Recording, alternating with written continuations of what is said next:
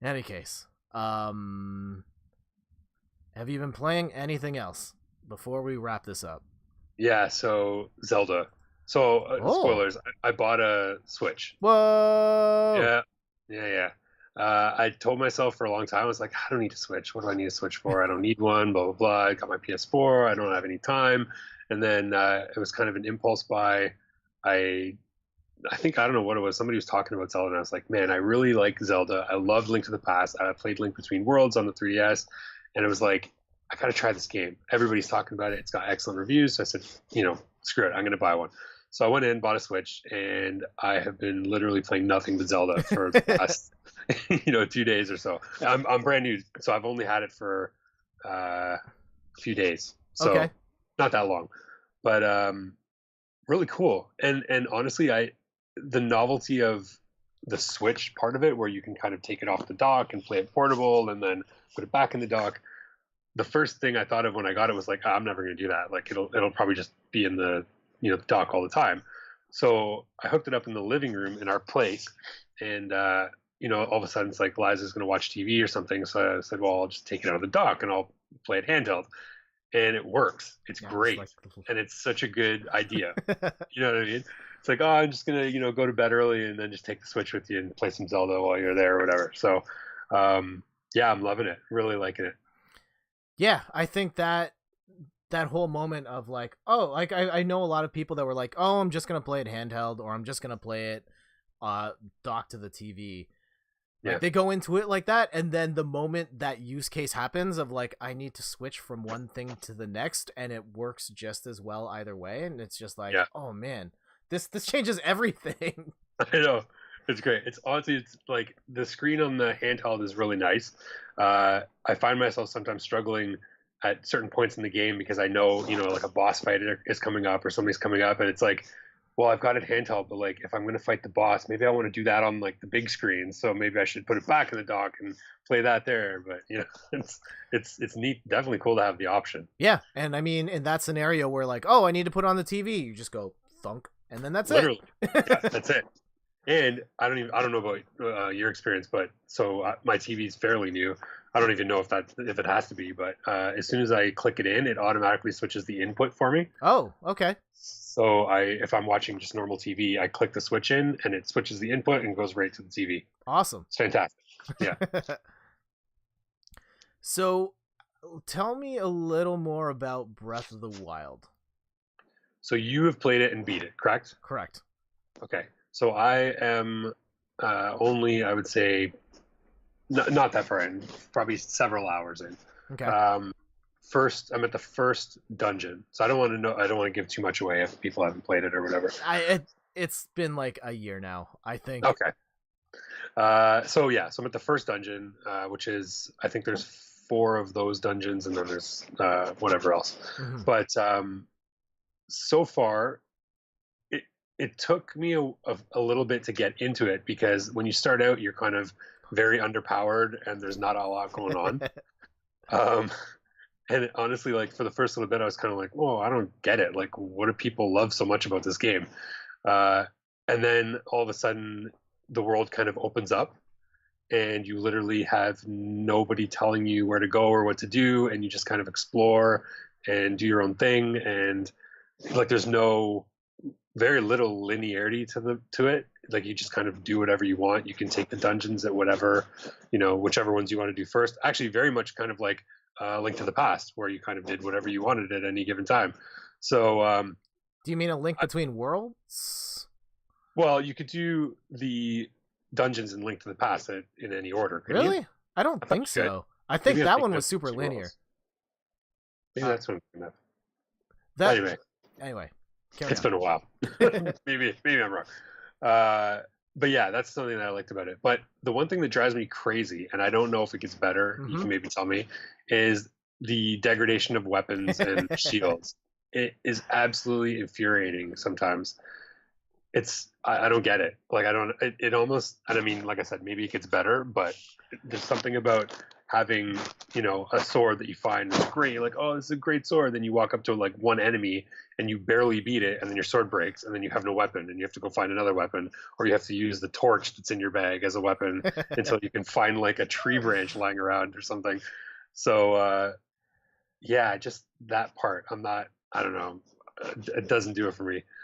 It is an interesting design choice. It is divisive to say the least. Based on my experience, it does get better with time. You will find much better stuff that lasts a lot longer. I don't want to spoil too much. I'm assuming there's like either something called or the equivalent of like a master sword or something later on. So, because there is in pretty much every game. So I'm assuming maybe I don't know. I don't Google whether or not that's in there. But the weapons generally do get better. They do last longer. You will get some good stuff. The big thing is there's a random guy who sells you storage space.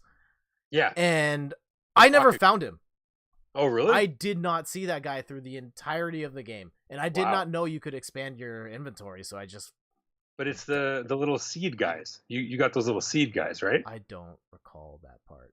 You just kind of find them. They're like under rocks, or you complete these little puzzles. The Korok seeds? Yeah, that's what they're used for. I must have missed that part of the game. See the open-ended nature of it. He's a maraca guy. Yeah, see, he does. He collects them for his maracas, and every time you get them, he gives you a space upgrade. Yeah. Something, your shields or your whatever. I never ran into that guy. That's hilarious. So I don't know what you're talking about. I have like storage issues already. I don't know how you beat the entire game. And also, like, you start at the beginning, you don't know any better, so you just pick up everything, and then all of a sudden you've got like an entire inventory full of tree branches, and you're like, I don't even know, like, why do I have all these tree branches? But one thing I will say though is the combat's phenomenal. Like, it's such a good system. With the dodges and the slow, like the bullet time events and stuff like that. It's great. I like it. And it does get better with time. In particular, like the game is brutal at the beginning. You have no health. You're going into this world. Yeah. You're randomly going places and everything is way stronger than you and you're just dying left and right. On one hand, like, yeah, that's really tough, but it feels so good once you get past that. Yeah.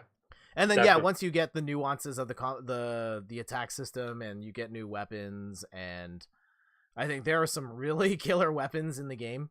But then there's also ridiculous bad guys in the world as well. Yeah. There is one particular enemy type that I have never beaten in the game. Just cannot. I think they are harder than every boss in the game. Really? Yep. And they're just enemies that are out in the world. I will not spoil which ones. Maybe you've already run into one at this point. I'm going to guess you have. Like, where are you at again? The first dungeon. So the Zora world. Yeah. Okay. I think there's a part okay, I'll spoil it. Yeah, go ahead. There was a quest leading up to that where you had to like stealth around a guy, right? Yeah. Okay, those things. I've never beat one. The arrows. Yeah. The thing that you're trying to avoid, I never beat in the end. Yeah, he just one hit me like 5 times. Yep. By the time I beat the game and I had almost full hearts, it would then kill me in 3 hits. Really? Yep. Wow. So when I went up, I didn't fight him, obviously. I was trying to stealth around him, but I didn't realize like how overpowered he was. So I kind of like Googled it and I was like, what do you do here? And they're like, oh, well, you might want to wait a little bit to take this guy on. And now you're telling me that you beat the game and you still couldn't beat him afterwards. Still can't. That's interesting. Yeah, no, he just, and he sees you from so far away. Yep. And it's fun. Yeah, you think you're hidden, but you're not. Yeah. I also love that if you're far enough distance and they see you, they just kind of ignore you until you like actively engage them, and then they're like, all right, let's do this, and then whack, you're dead. Yeah, for sure. Yeah, no, I want to keep playing this game all the time, but it's like I got other things to do, but oh man, I like it so much. It's great. Great. I'm really excited for you. I would love to mind wipe myself and just start that game all over again, because I just love the like well, I'm going to climb up to this mountain and I'm going to find a whole bunch of stuff. And then, oh, there's a thing down there. And then just glide all the way around. And then, Oh, the glider. Isn't that so good? it's like the best part of. I love the glider. It's fantastic. Yeah. The other thing I like about it is the memories. Watching the memory cutscenes. Yes. That's really cool too. I think I've got 2 of them now. But they're not in any particular order because you just kind of get them wherever you get them. Yep. But I think it'll be neat to go back and sort of watch them one to like right from one to the end. Yeah. And maybe get a bit of a story out of it. So, yeah. For sure. What was I gonna say? There's how much of these shrines have you done? I think I've only done. Well, I did the 3 to start, Mm-hmm. and then I think I've done 4 or 5 more. Okay. What I love about those, and I mostly played them on the straight and narrow, but people have found really weird ways to beat them. I think the other marvelous thing about Breath of the Wild is they've created this really elaborate physics system where everything works as you would expect it to. Exactly. Yeah. Like, oh yeah, all these things get set on fire. I have this raft and I strap 2 balloons to it, and now it's just a flying raft, and Yeah. I use my leaf, and then I can pedal myself around the world. Yep. And One of the things was the raft. There was a raft sitting on a bank, and there was like a rock or something, and so I used that magnetic ability, or not a rock, a piece of iron or whatever. I used the magnetic ability to lift the thing off the ground and push it into the sail, and it just moves the boat. Yeah. It's great. You know what I mean? Yeah, there was. And I also like that everything can light on fire as well. Yeah. Like the weapons, like, there's one I think very early on where you have to carry a flame, and it's like, well, I don't have a torch, and it's like, so I googled it. They're like, well, you don't need a torch, you just need something that burns, right? Yeah. So yeah, it's really cool. There's one puzzle early on in one of those earlier shrines that requires you to create a circuit, and like they give you boxes to connect everything, but like one of the things you can do is if you have a sword, you can actually just put it down to make the connection, and like the electricity travels through the metal, so of course That's it goes so through. cool. Yeah. Yeah, I know. I mean, that's a lot of development, a lot of planning. For sure. Yeah, because it's one thing to make cool puzzles, but it's another thing to make cool puzzles that you can actually finish multiple ways or use your own smarts to figure it out, right? So, yeah, no, I'm really, really excited. I barely, I think, cracked the surface. So, yeah, exciting time for me. Yeah, look forward to talking to you more about your adventures of Breath of the Wild and Definitely. all the crazy things you will find. See, I'm watching the video now, and I'm just like, man, just use the glider. I just want to see the glider. Yeah, I don't think I did not take nearly enough game capture footage of this game. I did like a stream the first day where I don't even think I got off. I didn't even get to the tower, and so I have no video of like the actual good parts of this game. Yeah. my problem is always that's the last thing, the last thing that I wanted to say about it was forgetting to save is a real pain. And I don't know if you had the same problem as I do, but I think the issue is just that everything is so good looking and fun, and you're constantly like on the way to somewhere, that I always forget to save, and then all of a sudden something will jump out and like kill me, and then all of a sudden I'm way back at the shrine that I started at.